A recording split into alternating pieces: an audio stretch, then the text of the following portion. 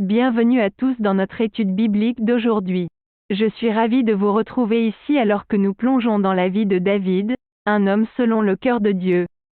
Dans cette session, nous allons explorer en profondeur la vie de David et voir comment ses expériences et son caractère peuvent nous aider à faire face aux défis de la vie moderne. Pour commencer, regardons quelques passages bibliques clés qui nous aideront à comprendre pourquoi David était considéré comme un homme selon le cœur de Dieu.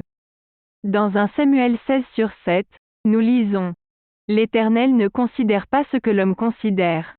L'homme regarde à ce qui frappe les yeux, mais l'Éternel regarde au cœur. » Ce verset nous montre que Dieu cherche des personnes qui ont un cœur droit et qui sont prêtes à suivre sa volonté.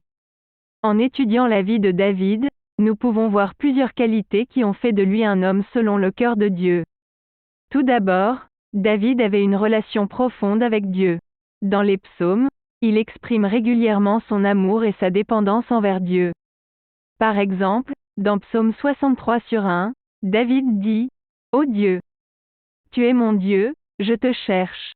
Mon âme a soif de toi, mon corps soupire après toi, dans une terre aride, desséchée, sans eau. » David nous montre l'importance de nourrir notre relation avec Dieu et de le chercher de tout notre cœur. Ensuite, David avait une foi courageuse. Lorsqu'il a affronté Goliath, il n'a pas été découragé par les apparences ou par les doutes des autres. Au lieu de cela, il a mis sa confiance en Dieu et a fait confiance à sa puissance pour le délivrer. Dans 1 Samuel 17h45, David dit à Goliath, « Tu marches contre moi avec l'épée, la lance et le javelot, et moi, je marche contre toi au nom de l'Éternel des armées. » Cette histoire nous rappelle l'importance de faire confiance à Dieu même lorsque les circonstances semblent impossibles. De plus, David avait un cœur repentant. Après avoir commis l'adultère avec Bathsheba et orchestré la mort de son mari, David a été confronté à ses péchés par le prophète Nathan.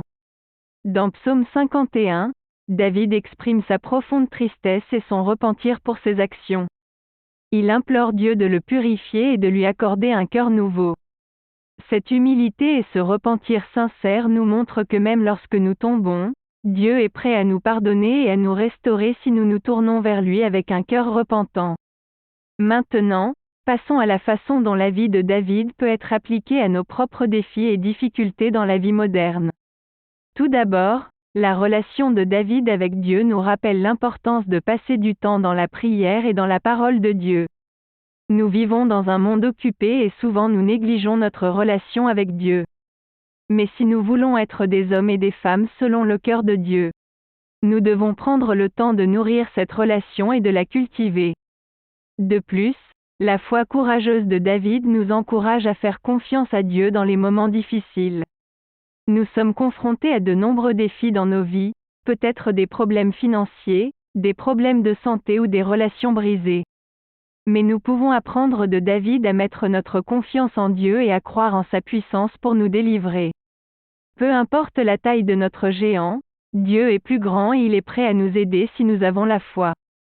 Enfin, le cœur repentant de David nous rappelle que personne n'est parfait et que nous commettons tous des erreurs.